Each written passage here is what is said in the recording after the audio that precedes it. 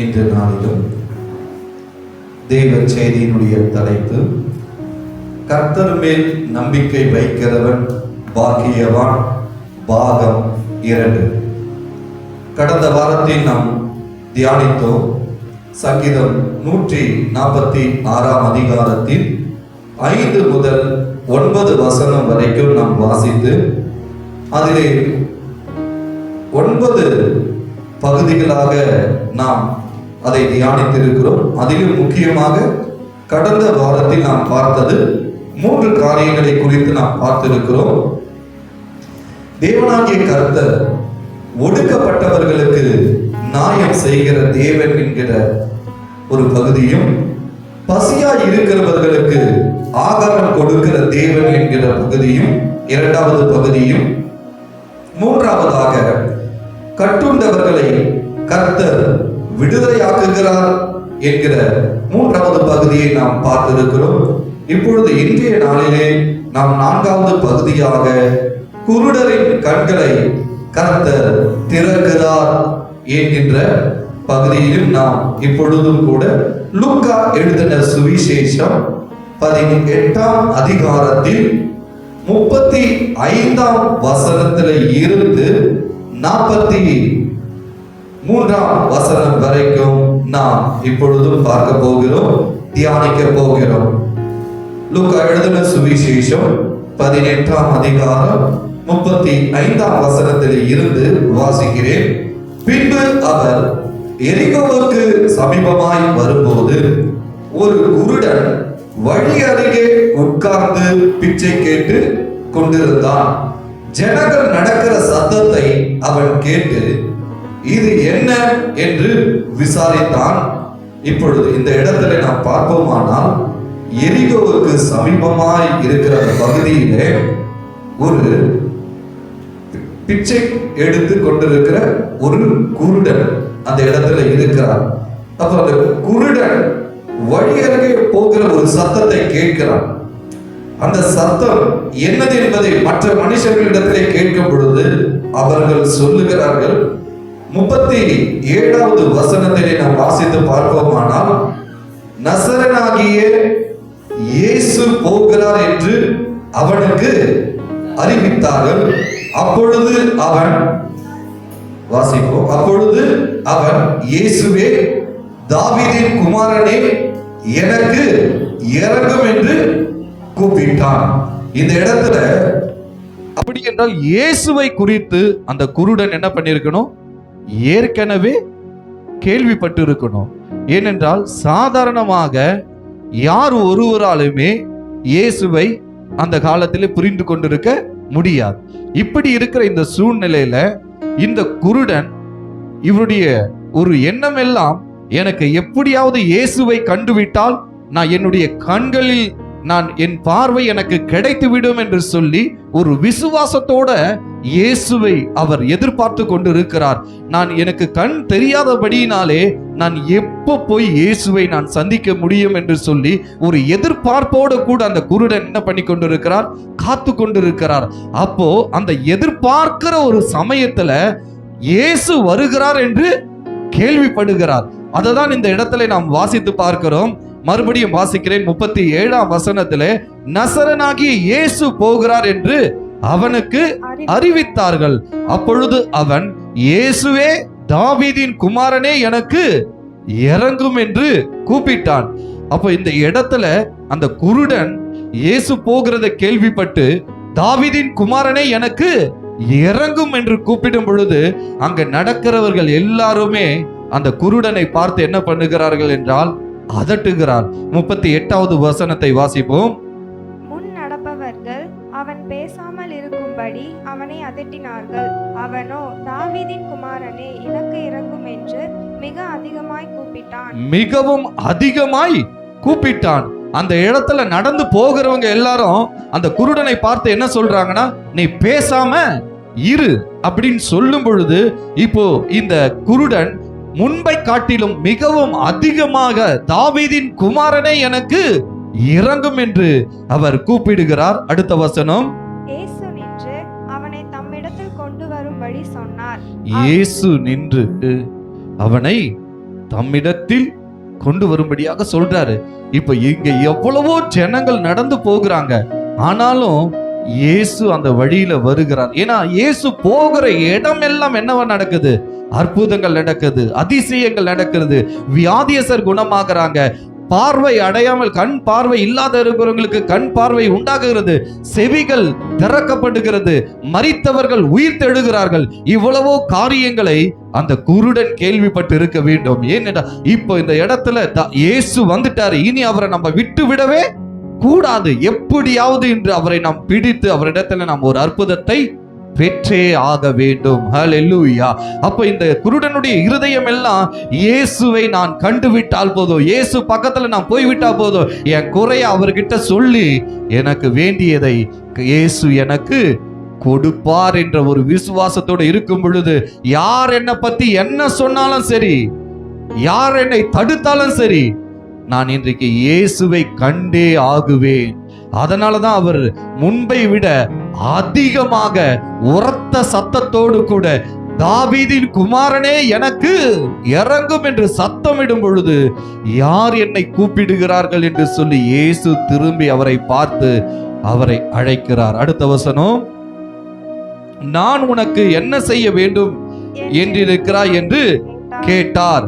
அப்போ இந்த இடத்துல இயேசு அந்த குருடனை பார்த்து கேட்கிறார், உனக்கு நான் என்ன செய்யணும்பா அப்படின்னு கேட்கும் பொழுது, அதற்கு அவன், ஆண்டவரே நான் பார்வை அடைய வேண்டும் என்றான்.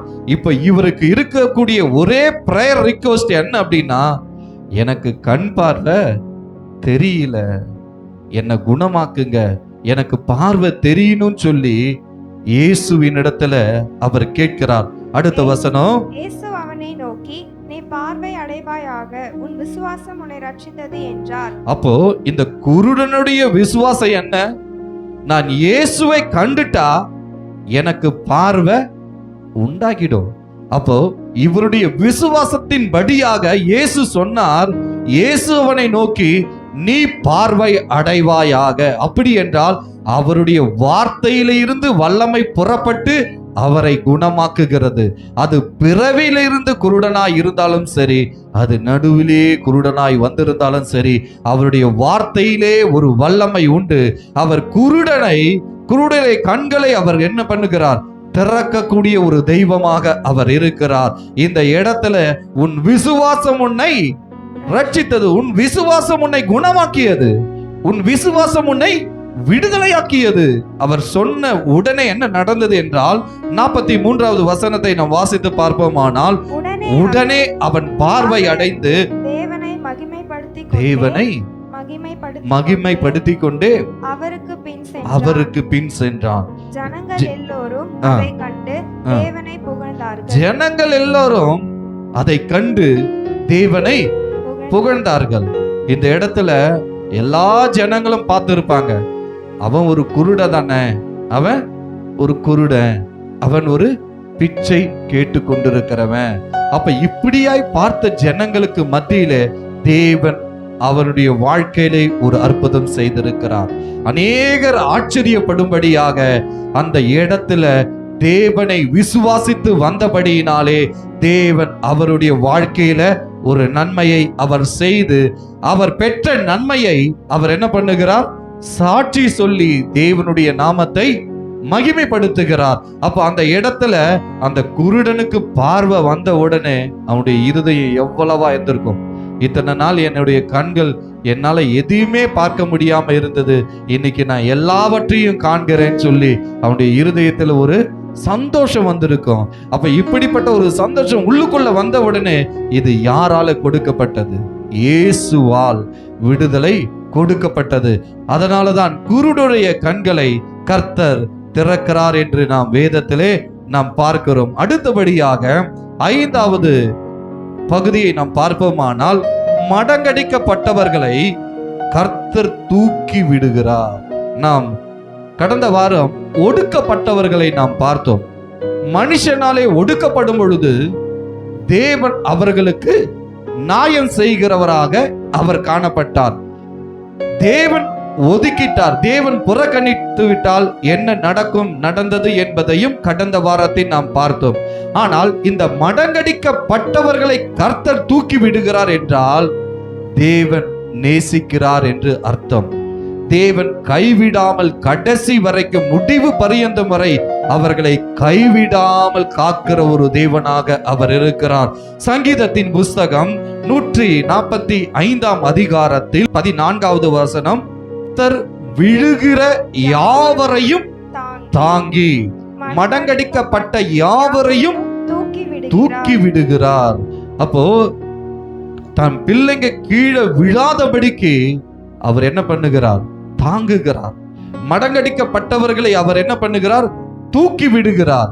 ஏனென்றால் கர்த்தர் யாரை அதிகமாய் நேசிக்கிறாரோ அவர்களுடைய வாழ்க்கையில சிட்சைகள் உண்டு. அல்லேலூயா. அவர்களுடைய வாழ்க்கையில சிட்சைகள் உண்டு. ஏன் எனக்கு மட்டும் இந்த போராட்டம்? ஏன் என் வாழ்க்கையில மட்டும் இந்த கஷ்டம்? ஏன் என் வாழ்க்கையில மட்டும் இப்படி நடக்குது என்று அநேக நேரம் நாம் யோசிக்கலாம். ஆனால் ஏதோ ஒரு காரியத்துல நாம் தேவனை துக்கப்படுத்தி இருக்கோம். ஆனாலும் தேவன் நம்மை கைவிடவில்லை. ஏனென்றால் அவர் யாரை அதிகமாய் நேசிக்கிறாரோ அவர்களை கர்த்தர் சிட்சிப்பார், அவர்களை கர்த்தர் உருவாக்குவார், அவர்களுடைய வாழ்க்கையை கர்த்தர் மாற்றுவார். ஹல்லேலூயா. எபிரேயரின் புஸ்தகம் 12 அதிகாரத்தில் வாசிக்க கேட்போம். எபிரேயர் புஸ்தகம் 12 அதிகாரத்தில் எடுத்துக்கொள்வோம். 5வது வசனத்தில இருந்து நாம் வாசித்து பார்ப்போமானால், அன்றியும் என் மகனே, கர்த்தருடைய சிட்சையை அற்பமாக எண்ணாதே, அவரால் கடிந்து கொள்ளப்படும் போது சோர்ந்து போகாதே. நல்லா புரிஞ்சுக்குங்க இந்த வார்த்தைய. அன்றியும் என் மகனே, மகளே, கர்த்தருடைய சிட்சைய அற்பமாக எண்ணாதே, அவரால் கடிந்து கொள்ளப்படும் போது சோர்ந்து போகாதே. அவரால் கடிந்து கொள்ளப்படும் போது சோர்ந்து போயிடாதீங்க, சோர்ந்தே போகாதீங்க. கர்த்தருக்கு காத்திருக்கிறவர்களுக்கு அவர் புதிய பலனை கொடுக்கிற தேவன். ஹல்லேலூயா. சோர்ந்து போகிற ஒவ்வொருவருக்கும் கர்த்தர் சத்துவத்தை கொடுக்கிற தேவனாக அவர் இருக்கிறார். கர்த்தரால் சிட்சை வருகிறதா, அதை உடனே அற்பமாக எண்ணி விடாதீங்க. ஏதோ ஒரு காரியத்துல நாம் தேவனை துக்கப்படுத்தி இருக்கிறோம், ஏதோ ஒரு காரியத்துல நாம் தேவனை வேதனைப்படுத்தி இருக்கிறோம். கர்த்தர் நம் மீது வைத்த அன்பி நிமித்தம் தான் இந்த சிட்சை. அவர் நம்மை மறக்கிறதற்கு அல்ல, அவர் நம்மை கைவிடுகிறதற்கு அல்ல, அவர் நம்மை ஏதோ ஒரு காரியத்தில் நம்மை உருவாக்கி கொண்டிருக்கிறார் என்று அர்த்தம். அவரால் கடிந்து கொள்ளப்படும்போது சோர்ந்து போயிடாதீங்க. உங்க வாழ்க்கையில எந்த காரியத்திலுமே சோர்ந்து போயிடாதீங்க. 6வது வசனம் சொல்லுகிறது, கர்த்தர் எவனிடத்தில் அன்பு கூறுகிறாரோ அவனை அவர் சிட்சித்து. இந்த இடத்துல பார்த்தோம்னா, யார் இடத்துல கர்த்தர் அதிகமா அன்பு வச்சிருக்கிறாரோ, பிள்ளைகள் ஒரு தவறு செய்யும் பொழுது அதை அவர் கண்டிப்பார், அதை அவர் தண்டிப்பார், அதை உணர்த்துவார். அப்போ நம்ம உடனே அதை உணர்ந்து கொண்டு எந்த இடத்துல ஏன் இந்த சிட்சையின் பாதை நமக்கு வருகிறது என்பதை அறிந்து அதில் எந்த அளவுக்கு நம்முடைய வாழ்க்கையை மாற்ற வேண்டுமோ அதை நாம் மாற்றும் பொழுது தாம் சேர்த்து கொள்ளுகிற எந்த மகனையும் என்ன பண்றாரு? தண்டிக்கிறார் என்று பிள்ளைகளுக்கு சொல்லுகிறது போல உங்களுக்கு சொல்லி இருக்கிற புத்திமதியை மறந்தீர்கள். அநேக நேரங்கள்ல தேவன் நமக்கு சொல்லக்கூடிய அநேக காரியங்களை நாம் மறந்து போகிறதுனாலதான் சில சிட்சையின் பாதையை நாம் கடந்து போக வேண்டிய ஒரு சூழ்நிலையாக அது இருக்கிறது. அடுத்த வசனத்தை நாம் வாசித்து பார்ப்போமானால், நீங்கள் சிட்சையை சகிக்கிறவர்களாய் இருந்தால் தேவன் உங்களை புத்திரராக எண்ணி நடத்துகிறார். தகப்பன் சிட்சியாத புத்திரன் உண்டோ? அப்பா சிட்சிக்காத பிள்ளைகள் இருக்கிறாங்களா? அப்படி பிள்ளைகளை அப்பா சிட்சிக்கவில்லை, தண்டிக்கவில்லை என்றால் பிள்ளைகளுடைய வாழ்க்கை பிற்காலத்தில் மிகவும் கொடுமையானதாக காணப்படும். தன் பிள்ளைகளை எப்படி வளர்க்க வேண்டும் என்று இந்த உலகத்துல வாழக்கூடிய தகப்பனுக்கே பிள்ளைகள் மீது அவ்வளவு அக்கறை இருக்கும் பொழுது நம்மை உண்டாக்கி நம்மளை உருவாக்கி வைத்திருக்கிற பரம தகப்பனுக்கு நம்ம மீது எவ்வளவு அன்பு இருக்கும். ஆகையால் தான் என் பிள்ளைகள் இந்த தவறான வழியில போய்விடக்கூடாது, தவறான பாதையில போய்விடக்கூடாது, தவறான சிநேகத்திலே அந்த பிள்ளைகள் போய் விழுந்து விடக்கூடாது என்பதனாலதான் ஆண்டவர் சில நேரங்களிலே தேவனுடைய பிள்ளைகளுடைய வாழ்க்கையில சிற்றையை அவர் அனுமதிக்கிறார். அடுத்த வசனத்தை நாம் வாசித்து பார்ப்போமானால் 10வது வசனம், அவர்கள் தங்களுக்கு நலம் என்று தோன்றினபடி கொஞ்ச காலம் சிட்சித்தார்கள். இவரோ தம்முடைய பரிசுத்தத்துக்கு நாம் பங்குள்ளவர்களாகும் பொருட்டு நம்முடைய பிரயோஜனமாகவே நம்முடைய பிரயோஜனத்துக்காகவே நம்மை சிட்சிக்கிறார். அவர்கள் தங்களுக்கு நலம் என்று தோன்றினபடி கொஞ்ச காலம் சிட்சிக்கிறாங்க. யார்? உலக தகப்பனா இருக்கிற நாம் கொஞ்ச காலம் சிட்சிக்கிறோம். ஆனா பரம தகப்பன் தம்முடைய பரிசுத்த பங்குக்கு உள்ளவர்கள் ஆகும் பொருட்டு நம்முடைய பிரயோஜனத்துக்காகவே நம்மை என்ன பண்றாரு? சிட்சிக்கிறார். ஏனென்றால் என் பிள்ளைகள் பரலோக ராஜ்யத்தை இழந்துவிட கூடாது என்பதற்காகவே இந்த உலகத்தில் இருக்கக்கூடிய தகப்பனாக இருக்கிறவர்கள் பிள்ளைகளை நல்ல வழியிலே நடக்க வேண்டும் என்பதற்காக சிட்சிக்கிறார்கள். ஆனா நம்முடைய பரம தகப்பன் என் பிள்ளைகள் பரலோக வழியை விட்டு போய்விடக் கூடாது என்பதற்காகவே அவர் பரலோக வாசியாய் நாம் மாற வேண்டும் என்பதற்காகவே நம்மை சில நேரங்களிலே சிட்சிக்கிறார். ஹல்லேலூயா. அடுத்த வசனத்தை நாம் 11வது வசனத்தை நாம் பார்ப்போமானால், எந்த சிற்றையும் தற்காலத்தில் சந்தோஷமாய் காணாமல் துக்கமாய் காணும். நம்ம ஒரு சிற்றையின் பாதையில போகும் பொழுது, ஒரு தண்டிப்பின் காலத்திலே நாம் போகும் பொழுது, ஒரு கடினமான பாதையிலே நாம் போகும் பொழுது அந்த நேரம் நமக்கு ரொம்ப மிகவும் கடினமாக இருக்கும். நம்முடைய இருதயம் உடைக்கப்பட்டது போல இருக்கும். நம்முடைய சூழ்நிலைகள் ஏன் இனி வாழ வேண்டும் என்று கூட நம்முடைய வாழ்க்கை இருக்கலாம். ஆனால் அந்த சிற்றையின் பாதை அது கொஞ்ச காலம் மாத்திரம்தான். ஆகிலும் பிற்காலத்தில் அதில் பழகினவர்களுக்கு அது நீதியாகிய சமாதான பலனை தரும். அது பிற்காலத்தில் நாம் பார்ப்போமானால் தேவன் நம்முடைய வாழ்க்கையில சிற்றித்து இருக்கக்கூடிய அந்த சிற்றையின் பாதையிலே போகும் பொழுதுதான் அது பிற்காலத்திலே வரும் பொழுது எந்த அளவுக்கு நம்முடைய வாழ்க்கையில ஒரு சமாதான பலனை அது நமக்கு கொடுத்திருக்கிற என்பதை நாம் அதிலே உணர முடியும். நீதிமொழிகளின் புஸ்தகம் 3ஆம் அதிகாரம் 11வது வசனத்திலே இருந்து 12வது வசனம் வரைக்கும் வாசிக்க கேட்போம். நீதிமொழிகளின் புஸ்தகம் எடுத்துக்கொள்வோம். 3ஆம் அதிகாரம் 11லிருந்து 12 வசனம் வரைக்கும் நான் வாசிக்கிறேன். என் மகனே, நீ கர்த்தருடைய சிற்றையை அற்பமாக எண்ணாதே, அவர் கடிந்து கொள்ளும் போது சோர்ந்து போகாதே. தகப்பன் தன் நேசிக்கிற புத்திரனை சிட்சிக்கிறது போல கர்த்தரும் எவனிடத்தில் அன்பு கூறுகிறாரோ அவனை சிட்சிக்கிறார். கர்த்தர் யாரிடத்தில் அன்பு கூறுகிறாரோ அவர்களுக்கு இந்த சிற்றை உண்டு.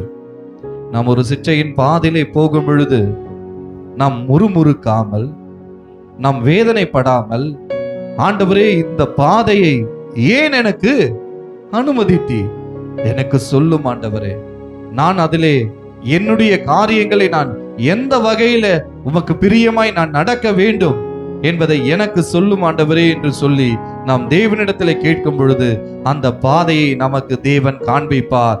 அதனாலதான் வேதத்தை நாம் பார்ப்போமானால் சங்கீதத்தின் புஸ்தகம் 119ஆம் அதிகாரத்தில் 71வது வசனத்தை நாம் வாசித்து பார்ப்போமானால், நான் உபத்திரவப்பட்டது எனக்கு நல்லது, அதனால் உமது பிரமாணங்களை கற்றுக்கொள்ளுகிறேன். சில நேரங்கள்ல சில போராட்டங்கள் நம்முடைய வாழ்க்கையில வரும், சில பிரச்சனைகள் நம்முடைய வாழ்க்கையில வரும், சில வியாதிகள் நம்முடைய வாழ்க்கையில வரும், சில மரணத்தின் பாதையிலே நாம் கடந்து போவோம். அப்பொழுது எல்லாம் நாம் தேவனை நோக்கி முறுமுறுக்காமல், தேவனே இந்த பாதையை அனுமதித்ததற்காக உமக்கு ஸ்தோத்திரம், என்னுடைய வாழ்க்கையில நான் எந்த இடத்துல நான் தவறி இருக்கிறேன், எனக்கு அதை காண்பீங்க. ஏனென்றால் தேவன் நம் மீது வைத்த அன்பின் நிமித்தம்தான் இந்த சிற்றையின் பாதை நமக்கு உண்டாகுகிறது. ஏனென்றால் மடங்கடிக்கப்பட்டவர்களை கர்த்தர் தூக்கி விடுகிறார். யாரை அதிகமாய் தேவன் நேசிக்கிறாரோ அவர்கள் கீழே விழுந்து விடாதபடிக்கு அவர்களை தூக்கி அநேகர் கண்களுக்கு முன்பாக ஆச்சரியமான ஒரு ஒளியாக அவர் நிறுத்தி வைக்கிறார். ஹல்லேலூயா. அடுத்தபடியாக நாம் 6வது பகுதியை நாம் பார்ப்போமானால், நீதிமான்களை கர்த்தர் சிநேகிக்கிறார். நீதிமான்களை கர்த்தர் சிநேகிக்கிறார் என்று வேதம் சொல்லுகிறது. யார் நீதிமான்?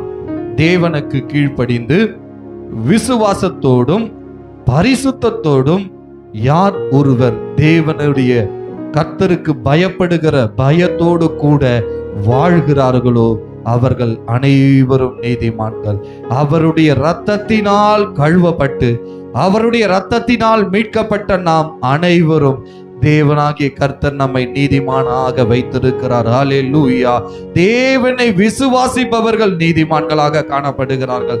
தேவனுடைய வார்த்தையின்படியாக வாழ முயற்சிக்கிற ஒவ்வொருவரையும் தேவன் நீதிமானாக அவர் வைத்திருக்கிறார். பாவ வழிகளை வெறுத்து நீதியை பின்பற்ற வேண்டும் என்று சொல்லி உலக காரியங்களை விட்டு தேவனுக்காக வாழ வேண்டும் என்று முயற்சிக்கிற ஒவ்வொருவரையும் தேவன் நீதிமானாக அவர் மாற்றுகிறார். நீதியை விரும்பி வாழ்கிற ஒவ்வொருவர்களும் நீதிமானாக தேவன் வைக்கிறார். சங்கீதத்தின் புஸ்தகத்தை நாம் பார்ப்போமானால் 146ஆம் அதிகாரத்தில் 8வது வசனத்திலே கர்த்தர் நீதிமான்களை சிநேகிக்கிறார் என்று நாம் பார்க்கிறோம். கர்த்தர் நீதிமான்களை சிநேகிக்கிறார். இந்த இடத்துல நீதிமான்களை கர்த்தர் சிநேகிக்கிறார். நீதிமான்களும் கர்த்தரை என்ன பண்ண வேண்டும்? சிநேகிக்க வேண்டும். நீதிமொழிகளின் புஸ்தகம் 15ஆம் அதிகாரத்தில் 9வது வசனத்தினுடைய பிற்பகுதியை நாம் வாசித்து பார்ப்போமானால், நீதியை பின்பற்றுகிறவனையோ அவர் சிநேகிக்கிறார். நீதியை பின்பற்றுகிறவனையோ அவர் சிநேகிக்கிறார். நீதியை பின்பற்றுகிறவர்களை அவர் சிநேகிக்கிறார் என்பதை நாம் பார்க்கிறோம். நீதியை பின்பற்றுகிறவனையோ அவர் சிநேகிக்கிறார். யாரெல்லாம் நீதியை தேவனுக்கு பயந்து அவருடைய வழிகளிலே எது நீதியாய் காணப்படுகிறது என்பதை நாம் ஆராய்ந்து நாம் பார்த்து அதன்படி நாம் நடக்கும் பொழுது கர்த்தர் நம்மை சிநேகிக்கிறவர்களாய் இருக்கிறார். மனிதர்கள் நம்மை நேசிக்கிற நேசம் எப்பொழுது வேண்டுமானாலும் அது மறைந்து போகும். ஒரு காலம் வரைக்கும் தான் இருக்கும். அவர்கள் உயிரோட இருக்கிற காலம் வரைக்கும் தான் மனிதர்கள் நம்மை நேசிப்பார்கள், நம்மை சிநேகிப்பார்கள். ஆனால் அவர்கள் மரித்து விட்டால் அந்த நேசம் அதோட போய்விட்டது. ஆனால் தேவனுடைய நேசம் என்பது ஒருபோதும் மாறாதது. ஹல்லேலூயா. அவர் நம்மை உலக தோற்றத்துக்கு முன்பாகவே இருந்து கிறிஸ்துவுக்குள் நம்மை தெரிந்து கொண்ட அப்பொழுதிலே இருந்து தேவன் நம்மை நேசிக்கிற ஒரு தேவனாகவே அவர் இருக்கிறார். ஹல்லேலூயா. நீதிமொழிகளின் புஸ்தகத்தில் 2வது காரியத்தை நாம் இதிலே நாம் பார்ப்போமானால், எப்படி தேவன் நீதிமானை சிநேகிக்கிறாரோ நாமும் தேவனை சிநேகிக்கிறவர்களாக இருக்க வேண்டும் என்பதை நீதிமொழிகளின் புஸ்தகம் 8ஆம் அதிகாரத்தில் 17ஆம் வசனத்தை நாம் வாசிப்போம். என்னை சிநேகிக்கிறவர்களை நான் சிநேகிக்கிறேன். என்ன எழுதப்பட்டிருக்கிறது? என்னை சிநேகிக்கிறவர்களை நான் சிநேகிக்கிறேன். அதிகாலையில் என்னை தேடுகிறவர்கள் என்னை கண்டடைவார்கள். என்னை கண்டடைவார்கள். எப்படி நீதிமானை தேவன் சிநேகிக்கிறாரோ நாமும் தேவனை சிநேகிக்கிறவர்களாக இருக்க வேண்டும். அதிகாலையிலே நாம் அவரை தேடும் பொழுது, அவருடைய சமூகத்திலே நாம் காத்திருக்கும் பொழுது தேவனை நாம் கண்டடைய முடியும். வேதம் சொல்லுகிறது, சங்கீதத்தின் புஸ்தகத்தில் 42ஆம் அதிகாரத்தை எடுத்துக்கொள்வோம். 1-2 வசனத்தை நாம் வாசிக்கிறதுக்கு முன்பாக நம்முடைய இருதயம் எப்பொழுதுமே எப்போ தேவ சமூகத்துக்கு போவோம், எப்போ தேவ சமூகத்துக்கு போவோம் என்கின்ற ஒரு வாஞ்சை நம்முடைய இருதயத்தில், ஒரு தாகம் நம்முடைய இருதயத்தில் எப்பொழுதுமே இருக்க வேண்டும். என்னை சிநேகிக்கிறவர்களை நான் சிநேகிக்கிறேன். அதிகாலையிலே என்னை தேடுகிறவர்கள் என்னை கண்டடைவார்கள் என்று எழுதப்பட்டிருக்கிறதே. அதிகாலையிலே நாம் எழுந்த உடனே தேவ சமூகத்திலே போய் நாம் அவரை தேடுகிறவர்களாக நாம் இருக்க வேண்டும். வேதம் சொல்லுகிறது, சங்கீதத்தின் புஸ்தகம் 42ஆம் அதிகாரத்தில் 1வது வசனத்தை நாம் வாசித்து பார்ப்போம். மானானது நீரோடைகளை வாஞ்சித்து கதறுவது போல தேவனே என் ஆத்துமா உம்மை வாஞ்சித்து கதறுகிறது. மானானது நீரோடைகளை வாஞ்சித்து கதறுவது போல தேவனே என் ஆத்துமா உம்மை வாஞ்சித்து கதறுகிறது என்றால், ஒரு மானுக்கு வேண்டிய அந்த தண்ணீர் அது கிடைத்த உடனே அது அதன் மீது தாகம் கொண்டு ஓடுகிறது போல நம்முடைய வாழ்க்கையில எப்போ தேவ சமூகத்துக்கு போவோம் என்று நம்முடைய ஆத்துமா ஒவ்வொரு நாளும் ஏங்க வேண்டும். 2வது வசனத்தை நாம் வாசித்து பார்ப்போமானால், என் ஆத்துமா தேவன் மேல் ஜீவனுள்ள தேவன் மேலேயே தாகமாய் இருக்கிறது. என் ஆத்துமா தேவன் மேல் ஜீவனுள்ள தேவன் மேலே தாகமாய் இருக்கிறது.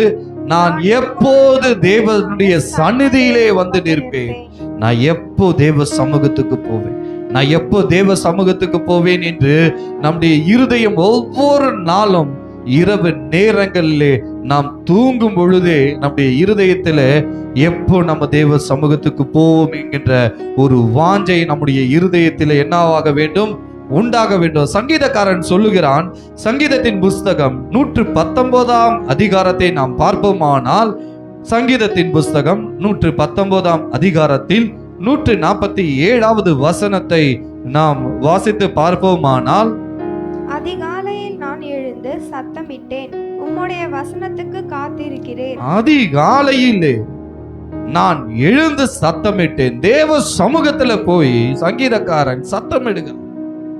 எதுக்காக? உம்முடைய வசனத்துக்கு காத்திருக்கிற ஆண்டவரே, என்னோடு கூட பேசுக, நான் எப்படி நடக்கணும், என் வாழ்க்கையில இன்னும் எப்படி உம்மை கிட்டி சேரணும், என்னோட கூட பேசுங்க. உங்க வசனம் இன்னைக்கு எனக்கு என்ன சொல்லுகிறது? ஏனென்றால் அவருடைய வசனம் தான் நமக்கு தீபம், நமக்கு வெளிச்சம். அவருடைய வார்த்தை நம்மை பலப்படுத்தும். எந்த நேரமாக இருந்தாலும் சரி, நீங்க சோர்ந்து போய் இருக்கிறீங்களா, ஒருவேளை உங்க குடும்பத்துல ஏதாவது ஒரு கஷ்டம் இருக்கிறதா, வேதனை இருக்கா, நாம் நல்லா இருந்தாலும் சரி, நாம் நல்லா இல்லாவிட்டாலும் சரி, தேவ சமூகத்திலே நாம் தேடுகிறதிலே குறைவுபட்டவர்களாய் இருக்கவே கூடாது. இந்த இடத்துல சங்கீதக்காரன் சொல்லுகிறார், உமது வசனத்துக்கு காத்திருக்கிற ஆண்டவரே. ஒவ்வொரு விசுவாசிகளும் தேவனுடைய சமூகத்துல போய் காத்திருக்க வேண்டும். அவருடைய வார்த்தை நாம் பெற வேண்டும், அவருடைய வார்த்தையை நாம் கேட்க வேண்டும். ஒவ்வொரு சண்டே வந்து இங்க தேவ சமூகத்திலே நாம் தேவனுடைய வார்த்தையை கேட்கிறது மாத்திரம் அல்ல, அணு தினமும் தேவனுடைய சமூகத்துல போய் நாம் தேவனிடத்துல இன்றைக்கு எனக்கு என்ன வசனம் கொடுக்க வைத்திருக்கீங்க, ஏனென்றால் அந்த வசனத்தை அவர் கொடுக்கும் பொழுது அந்த வசனத்தை நீங்கள் உரிமை பாராட்டி, இன்றைக்கு எனக்கு இந்த வசனத்தை கொடுத்திருக்கீங்க, இந்த வசனத்தின்படி இன்றைய நாள்ல என்ன ஆசீர்வதிங்க, இன்றைய நாள்ல என்ன வழி நடத்துங்க ஆண்டவரே, இந்த வசனத்தின்படி என் வாழ்க்கையில இந்த வசனம் எனக்கு என்ன பண்ணணும், உறுதியாய் நிலை பெறணும் ஆண்டவரே, என்னை வழி நடத்துங்க, இந்த வசனத்தின்படி நான் பிடித்து ஜெபிக்கிறேன். நம்ம ஜெபிக்கணும். வசனம் ஆண்டவர் கொடுக்கிறாரா, நீ ஆசீர்வாதமாய் இருப்பாய் என்று கொடுக்கிறாரா, கர்த்தர் ஆசீர்வதிக்க வைப்பார். ஆனால் பிசாசு அந்த ஆசீர்வாதத்தை தடை பண்ணவே நிற்பான். அப்போ அந்த வசனத்தை வைத்து எப்படி நீ ஆபிரகாமை ஆசீர்வதித்தீரோ, ஈசாக்கை ஆசீர்வதித்தீரோ, யாக்கோபை ஆசீர்வதித்தீரோ, என்னையும் ஆசீர்வதியும். நாம் தேவ சமூகத்துல போய் வசனத்துக்காக காத்திருக்கும் பொழுது, அந்த வசனத்தை தேவன் கொடுக்கும் பொழுது, அந்த வசனத்தை வைத்து ஒவ்வொரு நாளும் ஜெபிங்க. ஞாயிற்றுக்கிழமை மட்டும் நம்ம வசனத்தை வந்து கேட்கிறோம், அது இருந்தாலும் அது உங்களுடைய வாழ்க்கைக்கு பரலோக ராஜ்யத்திற்குரிய காரியங்களை அது தேவன் உங்களுக்கு வெளிப்படுத்தக்கூடியது. ஆனாலும் ஒவ்வொரு நாளும் திங்கள்ல இருந்து சனிக்கிழமை வரைக்கும் நம்ம நாட்கள் இருக்கிறது. ஒவ்வொரு நாளும் அதிகாலையில தேவ சமூகத்துல போய் தேடுங்க. கடந்த வாரம் நம்ம வாசித்தோமே, மத்தேயு 6வது அதிகாரத்துல, முதலாவது தேவனுடைய ராஜ்யத்தை அவருடைய நீதியை தேடுங்கள். அப்போ தேவனுடைய ராஜ்யத்தை முதலாவது போய் தேவ சமூகத்தை போய் நாம் தேடும் பொழுது அவர் நம்மோடு கூட இடைப்படுவார். மனிதர்கள் நம்மோடு இடைப்பட்டாலும் தேவன் நம்மோடு கூட இடைப்படும் பொழுது அதிலே ஒரு வித்தியாசம் உண்டு. இந்த இடத்துல அடுத்த வசனத்தை நாம் வாசித்து பார்ப்போமானால் 148வது வசனத்தை வாசிப்போம். உமது வசனத்தை தியானிக்கும்படி குறித்த ஜாமங்களுக்கு முன்னே என் கண்கள் விழித்துக் கொள்ளும். அப்படி என்றால் அவர் நம்மோடு கூட பேச ஆரம்பித்துட்டார்னா, ஒவ்வொரு நாளும் நம்மோடு கூட பேச ஆரம்பித்துட்டார்னா, எப்போ நம்ம தெய்வ சமூகத்துக்கு போவோம்? எந்த மனுஷனும் உங்களுக்கு சொல்லி நீங்களா தெய்வ சமூகத்துக்கு போகக்கூடாது. ஒரு வாட்டி ஆண்டவர் உங்களை டச் பண்ணிட்டாருன்னா, ஒரு வாட்டி உங்களோட கூட ஆண்டவர் பேசிட்டாருன்னா, நீங்க அதுக்கப்புறம் இந்த உலகத்தையே வெறுத்து எப்போ தெய்வ சமூகத்துல நான் போவேன், எப்போ ஆண்டவரை நான் சந்திப்பேன், எப்போ அவருடைய சமூகத்துக்கு போய் காத்திருப்பேன், அவர் உங்களோடு கூட இடைப்பட ஆரம்பிச்சிட்டாருன்னா உங்களுடைய வாழ்க்கையில அதுக்கப்புறம் எனக்கு எதுவுமே தேவையில்லை, கர்த்தர் என்னோடு கூட பேசினா மாத்திரம் போதும் என்கின்ற வாழ்க்கைக்குள்ளாக நாம் கடந்து போகும். இந்த வசனத்தை வாசிப்போம். அப்படியே குறித்த ஜாமங்களுக்கு முன்னே என் கண்கள் விழித்து கொள்ளும். நம்முடைய கண்கள் எத்தனை மணிக்கு விழிக்குது? எல்லாருடைய கண்கள் எத்தனை மணிக்கு விழிக்குது? குறித்த ஜாமங்களுக்கு முன்பாக விழிக்கிறதா, ஜாமங்களுக்கு பிற்பாடு விழிக்கிறதா? ஆகையால் இனி நம்முடைய கண்கள் கொஞ்ச நாள் பிராக்டிஸ் எடு. ஒரு 3 மணிக்கு முடியலினாலும் அட்லீஸ்ட் 4 மணி, 4 மணியும் முடியல அப்படின்னா 5 மணி, அந்த 5 மணியை விட தாண்டாதீங்க. அது வேதத்துல நீதிமொழிகள்ல ஒரு இடத்துல சொல்லப்பட்டிருக்கு, அதிக நேரம் நம்ம தூங்கிட்டோம் அப்படின்னா கேட்டகரி என்னன்னா சோம்பேறி கேட்டகரியில போயிடுவோம். தேவன் அவர்களுக்கு அற்புதமே செய்ய முடியாது. அப்போ நம்மளுடைய கண்கள் குறித்த ஜாமங்களுக்கு முன்பாக என்னவா இருக்கணும்? விழித்திருக்க வேண்டும். அப்போ தேவனுடைய சமூகத்துல போய் நாம் தேவனை தேடும் பொழுது தேவன் நமக்கு நீதி செய்கிற ஒரு தேவனாக அவர் இருக்கிறார். ஹல்லேலூயா. நீதிமான்களை கர்த்தர் அவர் சிநேகிக்கிறார் என்றால் யாரெல்லாம் தேவனை நாம் நேசிக்கிறோமோ தேவன் நம்மை நேசிக்கிற ஒரு தேவனாக அவர் இருக்கிறார். நீதிமான்களை தேவன் எப்படி சிநேகிக்கிறார் என்றால் ஜெபத்தை, நீதிமான்களுடைய ஜெபத்தை அவர் உடனடியாக கேட்டு அவர் பதில் கொடுக்கிறார். 1 பேதுருவின் புஸ்தகம் 3ஆம் அதிகாரத்தில் 12ஆம் வசனத்தை நாம் வாசிக்க கேட்போம். 1 பேதுரு 3ஆம் அதிகாரம் 12ஆம் வசனத்திலே பார்ப்போமானால், கர்த்தருடைய கண்கள் நீதிமான்கள் மேல் நோக்கமாய் இருக்கிறது, அவருடைய செவிகள் அவர்கள் வேண்டுதலுக்கு கவனமாய் இருக்கிறது.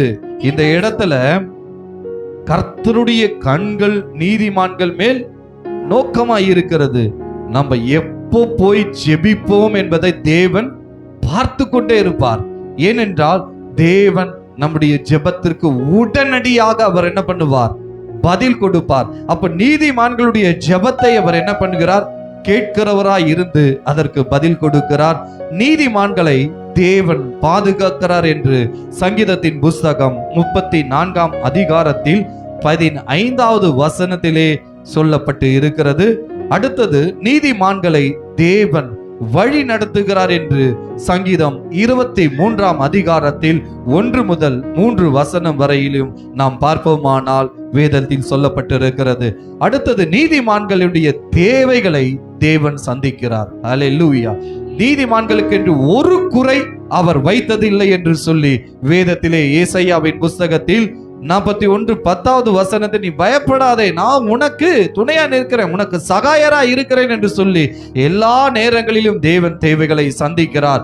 நீதிமான்களுக்கென்று தேவன் நித்திய ஜீவனை அவர் வைத்திருக்கிறார். ஹல்லேலூயா. நீதிமான்களை தேவன் எப்படி சிநேகிக்கிறார் என்பதை குறித்து நாம் வேதத்திலே பார்த்திருக்கிறோம். அடுத்தபடியாக 7வது பகுதியை நாம் பார்ப்போமானால், பரதேசிகளை கர்த்தர் காப்பாற்றுகிறார். எபிரேயரின் புஸ்தகம் 13ஆம் அதிகாரத்தில் 2வது வசனத்தை நாம் வாசித்து பார்ப்போமானால், அந்நியரை உபசரிக்க மறவாதிருங்கள், அதனாலே சிலர் அறியாமல் தேவ தூதரையும் உபசரித்தது உண்டு. அந்நியரை உபசரிக்க மறவாதிருங்கள், அதனாலே சிலர் அறியாமல் தேவ தூதரையும் உபசரித்தது உண்டு. இன்னைக்கு ஒருத்தர் பசியா இருக்கிறாங்களா, பட்டினியா இருக்கிறாங்களா, வேதனையில இருக்கிறாங்களா, கண்ணீரின் வாழ்க்கையில இருக்கிறாங்களா, கவலைகள் இருக்கிறாங்களா, அவர்களை நாம் என்ன பண்ண வேண்டுமா? விசாரிக்க வேண்டும், உபசரிக்க வேண்டும். அப்படி நாம் உபசரிக்கும் பொழுது நாம் அறியாமலே யாரை உபசரிக்கிறோம் என்று வேதம் சொல்லுகிறதுனா, தேவ தூதர்களை நாம் உபசரிக்கிறவர்களாய் நாம் காணப்படுகிறோமா? மத்தேயு எழுதின சுவிசேஷத்திலே 2 விதமாக சொல்லப்படுகிறது. ஒன்று, உபசரிக்கிறதினால் உண்டாகக்கூடிய பலன் என்ன, உபசரிக்காமல் போகும் பொழுது என்ன நடக்கிறது என்பதை குறித்து வேதம் தெளிவாக சொல்லுகிறது.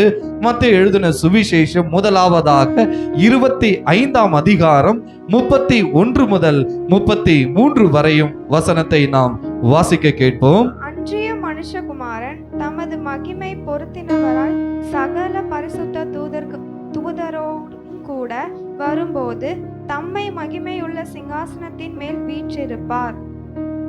அப்பொழுது சகல ஜனங்களும் அவருக்கு முன்பாக சேர்க்கப்படுவார்கள். மேய்ப்பனானவன் செம்மறி ஆடுகளையும் வெள்ளாடுகளையும் வெவ்வேறாக பிரிக்கிறது போல அவர்களை அவர் பிரித்து செம்மறி ஆடுகளை தமது வலது பக்கத்திலேயும் வெள்ளை ஆடுகளை தமது இடது பக்கத்திலேயும் நிறுத்துவார். அப்பொழுது ராஜா போதும். இப்போ இந்த இடத்துல பார்த்தோம்னா, மெய்ப்பன் ஆனவன் செம்மறி ஆடுகளையும் வெள்ளாடுகளையும் என்ன பண்றாரு? வெவ்வேறாக பிரிக்கிறார்கள். யார் இந்த செம்மறி ஆடு, யார் இந்த வெள்ளாடு என்பதை குறித்து வேதம் என்ன சொல்லுகிறது? முதலாவதாக நாம் பார்ப்போமானால், நாம் சிலரை உபசரிக்காமல் போனால் என்ன நடக்கும் என்பதை வேதம் சொல்லுகிறது. அந்நியரை நீங்க என்ன பண்ணணும் சொல்றாரு? உபசரிக்க வேண்டும். அப்படி செய்கிறதுனால அறியாமலே சில நேரங்களில் நாம் தேவ தூதர்களை உபசரிக்கிறோம். இந்த இடத்துல வேதம் என்ன சொல்லுகிறது? மத்தேயு எழுதின சுவிசேஷம் 25 அதிகாரம் 41 முதல் 45 வசனம் வரைக்கும் நாம் வாசிப்போம். அப்பொழுது இடது பக்கத்தில் நிற்பவர்களை பார்த்து அவர், சபிக்கப்பட்டவர்களே, என்னை விட்டு பிசாசுக்காகவும் அவன் தூதர்களுக்காகவும் ஆயத்தம் பண்ணப்பட்டிருக்கிற நித்திய ஆக்கினியிலே போங்கள். எங்க போக சொல்லுறாரு? நித்திய ஆக்கினியிலே போகும்படி. இடது பக்கத்துல யார் இருக்கிறாங்க? அந்த ஆடுகளை என்ன சொல்றாருன்னா, சபிக்கப்பட்டவர்களே, என்னை விட்டு பிசாசுக்காகவும் அவன் தூதர்களுக்காகவும் ஆயத்த பண்ணப்பட்டிருக்கிற நித்திய ஆக்கினியிலே போங்கள். 42வது வசனம் ஏன் அதை சொல்றாருன்னா, பசியாய் இருந்தேன், நீங்கள் எனக்கு போஜனம் கொடுக்கவில்லை, தாகமாய் இருந்தேன், நீங்கள் என் தாகத்தை தீர்க்கவில்லை, அந்நியனாய் இருந்தேன், நீங்கள் என்னை சேர்த்து கொள்ளவில்லை, வஸ்திரம் இல்லாதிருந்தேன், நீங்கள் எனக்கு வஸ்திரம் கொடுக்கவில்லை, வியாதி உள்ளவனாயும் காவலில் அடைக்கப்பட்டவனாயும் இருந்தேன், நீங்கள் என்னை விசாரிக்க வரவில்லை என்பார்.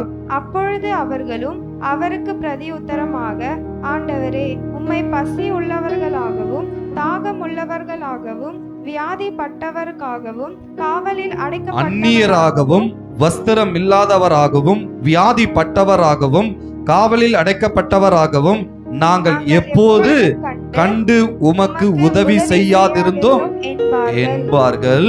அப்பொழுது அவர் அவர்களுக்கு பிரதி உத்தரமாக, மிகவும் சிறியவர்களாகிய இவர்களில் ஒருவனுக்கு நீங்கள் எதை செய்யாதிருந்தீர்களோ அதை எனக்கு செய்யாதிருந்தீர்கள் என்று மெய்யாகவே உங்களுக்கு சொல்லுகிறேன் என்றார்.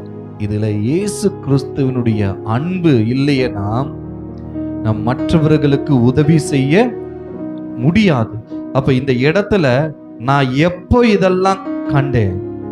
இந்த இடத்துல பசியா இருந்தவர்களுக்கு அந்த நேரத்துல பசிய ஆற்றல, தாகமா இருந்தவர்களுக்கு தண்ணீரை கொடுக்கல, வஸ்திரம் இல்லாமல் இருந்தவர்களுக்கு வஸ்திரம் கொடுக்கல, வியாதியா இருக்கிறவர்களை போய் விசாரிக்கல. அப்ப இது எல்லாமே செய்யாம இருக்கும் பொழுது கிறிஸ்துவின் அன்பு அங்க வெளிப்படவில்லை. அவர்கள் எல்லாம் நித்திய ஆக்கினைக்குள்ளாக தள்ளப்படுகிற ஒரு கூட்டமாக இருக்கிறது என்று சொல்லி வேதம் சொல்லுகிறது. அடுத்தது இரண்டாவதாக நாம் பார்க்கும் பொழுது, எப்பொழுதுமே எல்லாரையும் உபசரிக்கிறவர்களாய் இருக்கிறவர்களுக்கு தேவன் எப்படிப்பட்ட ஒரு இடத்தை வைத்திருக்கிறார் என்றால், மத்தேயு எழுதின சுவிசேஷம் 25ஆம் அதிகாரத்தில் 34 முதல் 40வது வசனம் வரைக்கும் நாம் வாசித்து பார்ப்போம். அப்பொழுது ராஜா தமது வலது பக்கத்தில் நிற்பவர்களை பார்த்து, வாருங்கள், என் பிதாவினால் ஆசீர்வதிக்கப்பட்டவர்களே, உலகம் உண்டானது முதல் உங்களுக்காக ஆயத்தம் பண்ணப்பட்டிருக்கிற ராஜ்யத்தை சுதந்தரித்துக் கொள்ளுங்கள். இந்த இடத்துல நல்லா புரிஞ்சுக்குங்க. இந்த இடத்துல தேவன் நன்றாக உபசரிக்கிறவர்களை பார்த்து அவர் எப்படி அழைக்கிறார்? ஆசீர்வதிக்கப்பட்டவர்களே உள்ள வாருங்க, உலகம் உண்டானது முதல் உங்களுக்கென்று ஆயத்தம் பண்ணப்பட்டு வைத்திருக்கிற அந்த இடத்தை சுதந்தரித்து கொள்ள முடியாத அளவுக்கு தான் இருளின் அதிகாரத்தின் ராஜ்யம் உலகத்திலே செயல்பட்டு கொண்டிருக்கிறது. நாம் தேவனுடைய பிள்ளைகளாய், வெளிச்சத்தின் பிள்ளைகளாய் நாம் வாழக்கூடிய இந்த நாட்களிலே நம்மை அப்படியே உலகம் என்ன பண்ணிவிடும் என்றால், தேவனை விட்டு பிரித்து விடும். தேவனை விட்டு பிரித்து விடும். அது எப்படி பிரிக்கிறது என்பது நம்மளால உணரவே முடியாது. அப்ப மற்றவர்கள் உபசரிக்காமல் இருக்கும் பொழுது, அவர்களை பார்த்து நாமும் மற்றவர்களுக்கு உபசரிக்காமல் போகும் பொழுது நித்திய ஆக்கினைக்குள்ளாக கடந்து செல்லக்கூடியவர்களாய் நாம் காணப்படுகிறோம். தேவன் நம்மை வைத்திருக்கக்கூடிய திட்டத்தின்படி, தேவன் நம்மை வைத்திருக்கக்கூடிய தரிசனத்தின்படி, அவர் நம்மை கொண்டு என்ன செய்ய வைத்திருக்கிறார் என்பதின்படி நாம் நடக்கும் பொழுது நாம் பரலோக வாசியாக, பரலோக ராஜ்யத்தை சுதந்தரித்துக் கொள்ளக்கூடிய ஒரு நித்திய ஜீவனுக்கென்று நாம் பிரித்தெடுக்கப்பட்டவர்களாய், அவருடைய வருகையிலே காணப்படக்கூடியவர்களாய் நாம் காணப்பட வேண்டுமானால், நாம் நம்முடைய வாழ்க்கையிலே தேவனை எப்படி மகிமைப்படுத்த வேண்டும் என்று 35வது வசனத்தில் இருந்து நாம் வாசிக்க கேட்போம். பசியாயிருந்தேன், எனக்கு போஜனம் கொடுத்தீர்கள். தாகமாயிருந்தேன், என் தாகத்தை தீர்த்தீர்கள். அந்நியனாயிருந்தேன், என்னை சேர்த்து கொண்டீர்கள். வஸ்திரம் இல்லாதிருந்தேன், எனக்கு வஸ்திரம் கொடுத்தீர்கள். வியாதியாயிருந்தேன், என்னை விசாரிக்க வந்தீர்கள். காவலில் இருந்தேன், என்னை பார்க்க வந்தீர்கள் என்பார். அப்பொழுது நீதிமான்கள் அவருக்கு பிரதி உத்தரமாக, ஆண்டவரே, நாங்கள் எப்பொழுது உம்மை பசியுள்ளவராக கண்டு உம்மை போஜனம் கொடுக்க வந்தோம்? உமக்கு போஜனம் கொடுத்தோம். எப்போது உம்மை தாகமுள்ளவராக கண்டு உம்முடைய தாகத்தை தீர்த்தோம். எப்பொழுது உம்மை அந்நியராக கண்டு உம்மை சேர்த்து கொண்டோம். எப்போது உம்மை வஸ்திரமில்லாதவராக கண்டு உமக்கு வஸ்திரம் கொடுத்தோம். எப்பொழுது உம்மை வியாதி உள்ளவராகவும் காவலில் இருக்கிறவராகவும் கண்டு உம்மிடத்தில் வந்தோம் என்பார்கள். இப்போ இந்த இடத்துல நாம் செய்கிற நன்மைகள் நமக்கு தெரியாது. ஆனால் இந்த நன்மைக்குரிய பலன் நமக்கு பரலோகத்துல உண்டு. அநேகரை நாம் விசாரித்து, அநேகரை நாம் உபசரிக்கும் பொழுது, அநேகருக்கு நாம் செய்யக்கூடிய நன்மை, நாம் செய்யக்கூடிய உதவிகள் இந்த பூமியிலேயே நமக்கு அதனுடைய பலன் உண்டாகும். பரலோகத்திலேயும் நாம் பொக்கிஷத்தை சேர்த்து வைத்து கொண்டிருக்கிறோம். நம்முடைய பொக்கிஷம் எங்க இருக்கணும்? பரலோகத்தில் இருக்கணும். பூமியில நாம் சேர்க்கிற பொக்கிஷம் அழிந்து போய்விடும். அது எப்பேற்பட்ட ஒரு பொக்கிஷமாக இருந்தாலும் நாம் வரும்பொழுதும் ஒன்று கொண்டு வருவதில்லை, போகும் பொழுதும் ஒன்றும் கொண்டு போவதில்லை. அப்ப நம்முடைய பொக்கிஷம் எங்க இருக்கோ, நம்மளுடைய மனசு எங்க இருக்கும், நம்முடைய இருதயம் எங்க இருக்கும்? பரலோகத்தில் இருக்கும். அப்ப இப்படி அநேகருக்கு நாம் நன்மை செய்யும் பொழுது, ஏனென்றால் இயேசு கிறிஸ்து அவர் நன்மை செய்கிறவராய் சுற்றி திரிந்தார் என்று அப்போஸ்தலர் 10ஆம் அதிகாரம் 38வது வசனத்திலே நாம் வாசிக்கிறோம். அதுபோல நாமும் நன்மை செய்கிறவராய் அநேகர் இடத்திலே சுற்றி திரியும் பொழுது உலகம் நம்மை ஒரு மாதிரியா தான் பார்க்கும். ஆனால் உலகம் பார்த்தாலும் தேவன் நம்மை ஒரு விசேஷத்தவர்களாய் பார்த்து கொண்டிருக்கிறார். ஏனென்றால் நாம் சேர்க்கிற ஒவ்வொரு நன்மைக்கான பொக்கிஷத்தை நாம் பரலோக ராஜ்யத்திலே நாம் காணும் பொழுது நாம் மகிமை அடைவோம். ஹல்லேலூயா. அடுத்ததாக இந்த வசனத்தில் நாம் வாசித்து பார்ப்போமானால், அடுத்த வசனத்தை வாசிப்போம். அதற்கு ராஜா பிரதியுத்தரமாக, மிகவும் சிறியவராகிய என் சகோதரனே, இவர்களில் ஒருவனுக்கு நீங்கள் எதை செய்தீர்களோ அதை எனக்கே செய்தீர்கள் என்று மெய்யாகவே உங்களுக்கு சொல்லுகிறேன் என்பார். மெய்யாகவே உங்களுக்கு சொல்லுகிறேன் என்றார். இப்போ இந்த காரியத்தை பொறுத்த வரைக்கும் யாருக்கு நாம் செய்தாலும் அதை யாருக்கு செய்கிறோம்?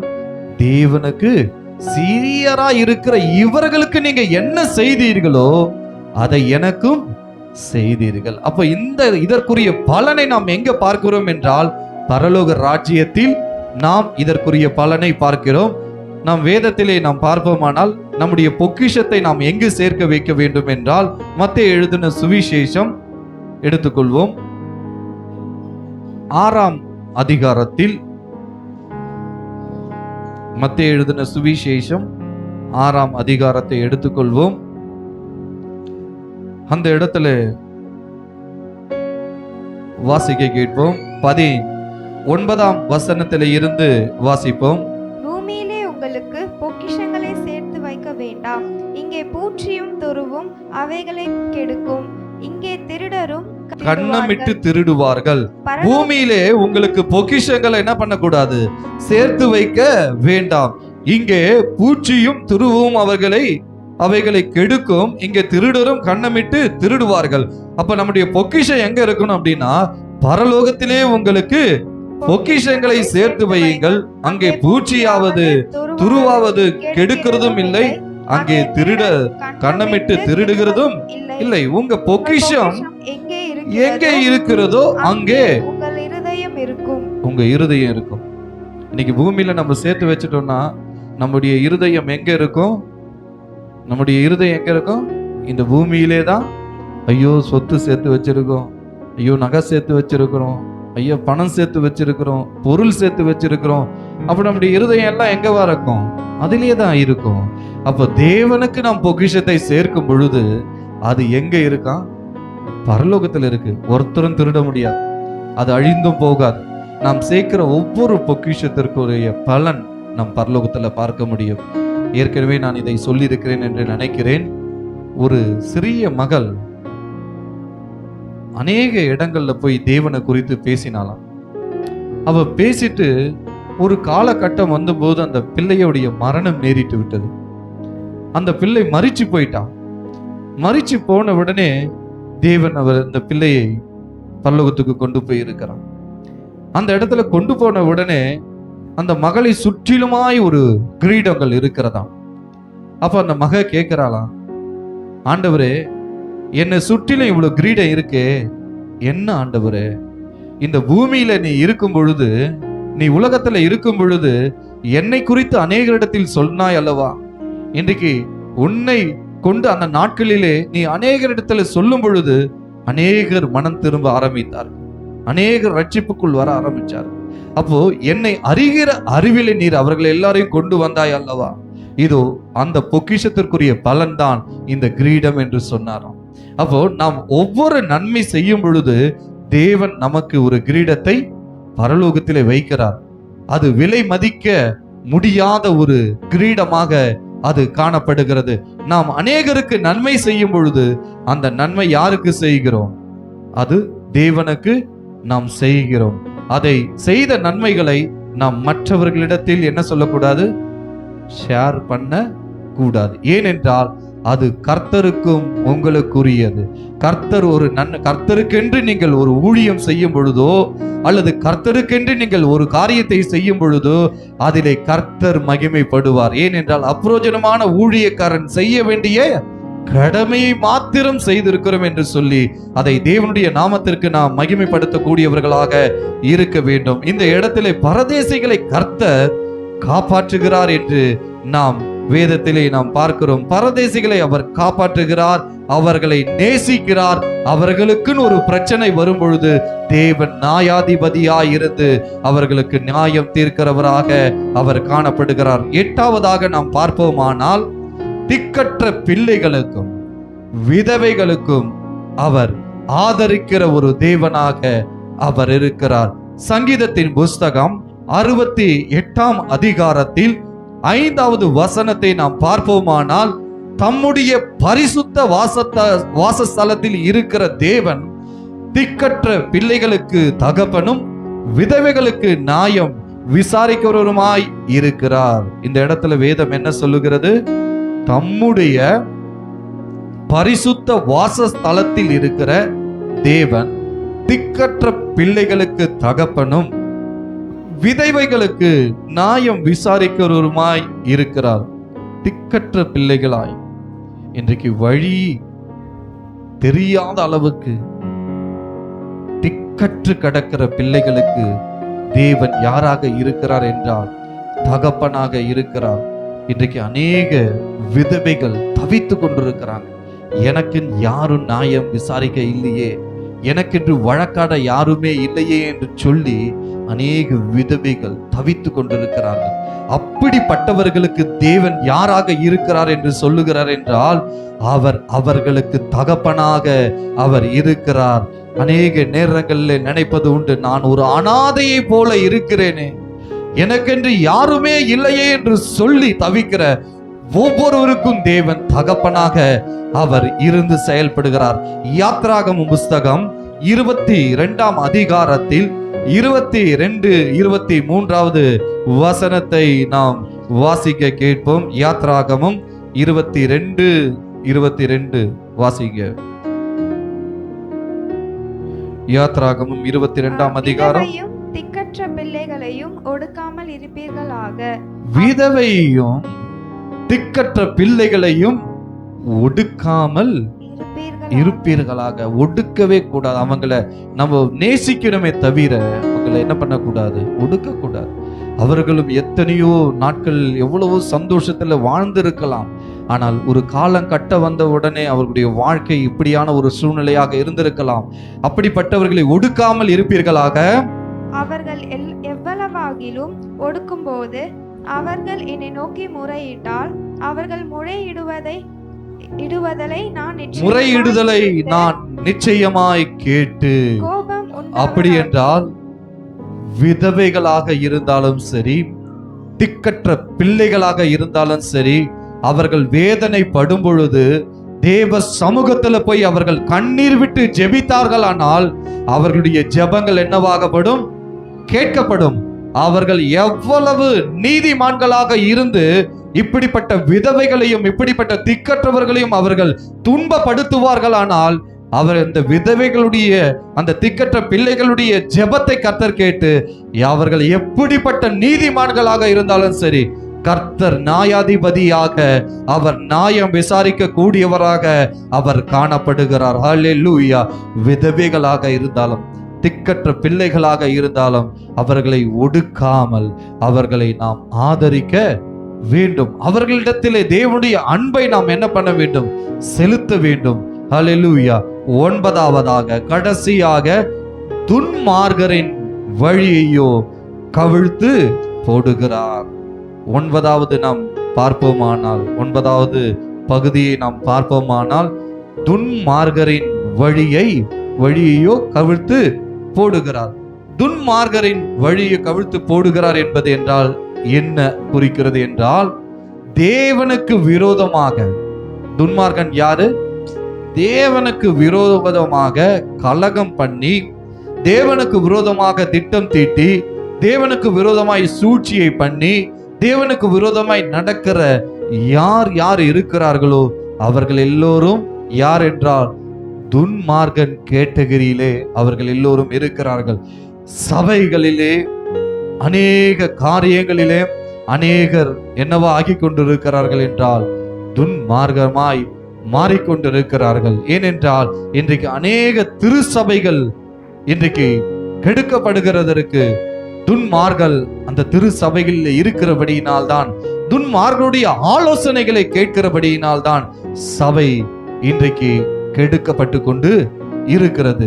இப்படிப்பட்ட துன்மார்களுடைய ஆலோசனை நடவாமல் இருக்க வேண்டும் என்று சொல்லி நாம் சங்கீதம் 1ஆம் அதிகாரத்திலே நாம் வாசித்து பார்க்கிறோமே. 1வது வசனம், அவர்கள் பகுதியிலே கூட நாம் அமரக்கூடாது என்பதை நாம் பார்க்கிறோம். அப்படி என்றால் துன்மார்களுடைய ஆலோசனையை நாம் என்ன பண்ணக்கூடாது, கேட்கக்கூடாது. சில நேரங்களிலே துன்மார்கன் பேசும் பொழுது அவன் நீதியாய் இருக்கிறது போல பேசுவான், அவன் உண்மையாய் இருக்கிறது போல பேசுவான். ஆனால் நாம் அவர்களை கண்டு கொள்ள வேண்டும். அவர்களுடைய வார்த்தையிலே பரிசுத்தம் இருக்கிறதா, அவர்களுடைய வாழ்க்கையிலே உண்மை இருக்கிறதா, நாம் அதை கண்டு துன்மார்களுடைய வழியை விட்டு நாம் என்ன பண்ண வேண்டும், விலக வேண்டும். அப்ப துன்மார்கர் யார் என்பதை நாம் கண்டு கொள்ள வேண்டும். துன்மார்களுடைய வழியை நாம் பின்பற்ற கூடாது. நீதிமொழிகளின் புஸ்தகம் 14ஆம் அதிகாரம் 12ஆம் வசனத்தை வாசிக்க கேட்போம். 14. நீதிமொழிகள் 14ஆம் அதிகாரம் 12ஆம் வசனத்தை வாசிக்க கேட்போம். மனுஷனுக்கு செம்மையாய் தோன்றுகிற வழி உண்டு. மனுஷனுக்கு செம்மையாய் தோன்றுகிற வழி உண்டு. அதன் முடிவோ மரண வழிகள். அதன் முடிவு என்ன? மரண வழிகள். மரண வழி. இன்றைக்கு அநேகர் என்ன நினைக்கிறாங்க? நான் போற பாதை கரெக்டு, என் வாழ்க்கையில நான் கரெக்டா தான் போயிட்டு இருக்கிறேன் அப்படின்னு சொல்லி அநேகர் நினைக்கிறாங்க. ஆனா அவங்களுடைய முடிவு என்னவா இருக்கு? மரணத்தின் வழி. நித்திய ஜீவனை சுதந்திரிக்க முடியுமா? நித்திய ஆக்கினை வைக்கப்பட்டிருக்கிறது, நித்திய ஜீவனும் வைக்கப்பட்டிருக்கிறது. அந்த வழிகளை அவங்க ஆராய்ந்து பார்க்க வேண்டும். ஒரு ஆலோசனை சொல்லும் பொழுது அந்த ஆலோசனையை தேவனிடத்தில் வரும் பொழுது அந்த ஆலோசனையை அவர்கள் கேட்கிறவர்களாய் இருக்கும் பொழுது அவர்களுடைய இரத்த பழிக்கு நாம் ஆளாக மாட்டோம். ஆலோசனை சொல்லி அதை மீறி நடக்கிறார்களா, அவர்கள் தேவனிடத்திலே கணக்கு ஒப்புவிக்க வேண்டும். எசேக்கியேலின் புஸ்தகம் 3ஆம் அதிகாரத்தில் எடுத்துக்கொள்வோம். எசேக்கியேல் 3ஆம் அதிகாரம். இந்த இடத்துல துன்மார்கனை குறித்தும் சொல்லப்பட்டிருக்கிறது, நீதிமானை குறித்தும் சொல்லப்பட்டிருக்கிறது. இதிலே நாம் வாசிக்க கேட்போம். 10வது வசனத்திலிருந்து வாசிப்போம். எசேக்கியேல் 3ஆம் அதிகாரம் 10வது வசனம், பேஜ் நம்பர் 961 முதல். பின்னும் அவர் என்னை நோக்கி, மனுபுத்திரனே, நான் உன்னோடே சொல்லும் என் வார்த்தைகளை எல்லாம் நீ உன் செவிகளாலே கேட்டு உன் இருதயத்தில் ஏற்றுக்கொண்டு நீ போய் சிறைப்பட்ட உன் ஜனத்தின் புத்திரரிடத்தில் சேர்த்து அவர்கள் கேட்டாலும் கேளாவிட்டாலும் அவர்களோட பேசி கர்த்தராகிய ஆண்டவர் இன்னதை உரைக்கிறார் என்று அவர்களோட சொல் என்றார். இந்த இடத்துல நம்ம பார்ப்போமானால் ஆண்டவர் சொல்லுகிறார், பின்னும் அவர் என்னை நோக்கி, மனுபுத்திரனே, நான் உன்னுடனே சொல்லும் என் வார்த்தைகளை எல்லாம் நீ உன் செவிகள் என்ன பண்ணுகோ, கேட்டு உன் இருதயத்துல ஏற்றுக்கொண்டு நீ போய் சிறைப்பட்ட உன் ஜனத்தின் புத்திரரிடத்திலே சேர்ந்து அவர்கள் கேட்டாலும் சரி அவர்கள் கேளாவிட்டாலும் சரி நீ போய் என்ன பண்ணு, சொல்லு, கர்த்தராகிய ஆண்டவர் இன்னென்னதை உரைக்கிறார் என்று அவர்களோட சொல் என்றார். இந்த இடத்துல அடுத்தது நாம் 12வது வசனத்தை வாசிப்போம். அப்பொழுது ஆவி என்னை உயர எடுத்துக்கொண்டது, கர்த்தருடைய ஸ்தானத்தில் இருந்து விளங்கிய அவருடைய மகிமைக்கு ஸ்தோத்திரம் உண்டாவதாக என்று எனக்கு பின்னாக கூப்பிட்ட மகா சத்தத்தின் இரைச்சலை கேட்டேன். ஒன்றோடு ஒன்று இணைத்திருக்கிற ஜீவன்களுடைய சேட்டைகளின் இரைச்சலையும் அதற்கு எதிரே ஓடிய சக்கரங்களின் இரைச்சலையும் மகா சத்தத்தின் இரைச்சலையும் கேட்டேன். ஆவி என்னை உயர எடுத்துக்கொண்டது, நான் ஆவியின் உக்கிரத்தினாலே மனம் கசந்து போனேன். ஆனாலும் கர்த்தருடைய கரம் என் மேல் பலமாக இருந்தது. கர்த்தருடைய கரம் என் மேல் பலமாக இருந்தது என்று சொல்லி இந்த இடத்துல சொல்லுகிறார். இப்போ என்ன நடக்கிறது என்றால், கேபார் நதி அண்டையிலே தேலாப்பிலே தாபரிக்கிற சிறைப்பட்டவர்களிடத்துக்கு நான் வந்து அவர்கள் தாபரிக்கிற ஸ்தலத்திலே தாபரித்து 7 நாள் அவர்கள் நடுவிலே பிரமித்தவனாய் தங்கினேன். 7 நாள் முடிந்த பின்பு கர்த்தருடைய வார்த்தை எனக்கு உண்டாகி அவர், மனுபுத்திரனே, உன்னை இஸ்ரவேல் வம்சத்தாருக்கு காவலனாக வைத்தேன். நீ என் வாயினாலே வார்த்தையை கேட்டு என் நாமத்தினாலே அவர்களை எச்சரிப்பாயாக. இந்த இடத்துல நல்லா புரிஞ்சுக்கங்க. நீ என் வாயினாலே என்ன கேட்ட? வார்த்தையை கேட்டு என் நாமத்தினாலே அவர்களை எச்சரிப்பாயாக. இது தேவன் ஒரு காரியத்தை சொன்னது. இந்த காரியத்தை எச்சரிக்காமல் போய்விட்டால் யாருக்கு இரத்தப்பழி? தேவனிடத்தில் தேவன் சொன்ன வார்த்தையை சொல்லாவிட்டால் அந்த இரத்தப்பழிக்கு இவர் ஆளாகி விடுவார். அப்படி என்றால் தேவன் சொன்ன வார்த்தையை என்ன பண்ணணுமா? ஒருத்தன் துன்மார்க்கமா நடக்கிறான் அப்படின்னா இந்த துன்மார்க்க வழியை விட்டு நீ வெளியே வாப்பான்னு சொல்லும் பொழுது அந்த துன்மார்க்கத்திலிருந்து அவன் வெளியே வந்து விட்டால் அந்த இரத்த பழி அவரிடத்துல கேட்க மாட்டார். ஆனால் அந்த துன்மார்கன் சொல்லியும் கேளாமல் போகும் பொழுது அந்த துன்மார்கனுடைய இரத்த பழி தேவனுடைய நியாய தீர்ப்பு நாளிலே அந்த துன்மார்கன் கணக்கு ஒப்புவிக்க வேண்டும். அதே போல நீதிமான் வழி தவறும் பொழுது ஒருவன் சொல்லும் பொழுது அந்த நீதிமான் கேட்கவில்லை என்றால் அதனுடைய இரத்த பழி கேட்கப்படும். வேதத்தை நாம் வாசித்து பார்ப்போம். 18வது வசனத்திலிருந்து வாசிப்போம். சாகவே சாவாய் என்று நான் துன்மார்கனுக்கு சொல்லுகையில் நீ துன்மார்கனை தன் துர்மார்க்கமான வழியிலே இராதபடிக்கு எச்சரிக்கும்படியாகவும் அவனை உயிரோட காக்கும்படியாகவும் அதை அவனுக்கு சொல்லாமலும் நீ அவனை எச்சரிக்காமலும் இருந்தால் அந்த துன்மார்கன் தன் துன்மார்க்கத்திலே சாவான். அவனுக்கு சொல்லாம போயிட்டோம் அப்படின்னா அந்த துன்மார்க்கத்திலே அவன் செத்தான் என்றால் அதனுடைய இரத்த பழி யாரிடத்துல கேட்கப்படும்? வேதத்தை நாம் வாசிப்போம். அவன் இரத்த பழியோ உன் கையில கேட்பேன். என் கையில ஆண்டவர் ஆடுகளை கொடுத்து இந்த ஆட்டை நான் சரியா மேய்க்காம போயிட்டேன்னா அதனுடைய இரத்த பழி நான் சுமக்க வேண்டியதாகிவிடும். அதனுடைய இரத்த பழிய நான் சுமக்க வேண்டியதாயிடும். என்னிடத்துல ஆண்டவர் கேட்பார், உன்னை நம்பி நான் கொடுத்த ஆடுகளை நீ எப்படி மேய்க்கிறாய்? உன் ஆடுகளுடைய நிலைமையை நீ நன்றாய் அறிந்திருக்கிறாயா?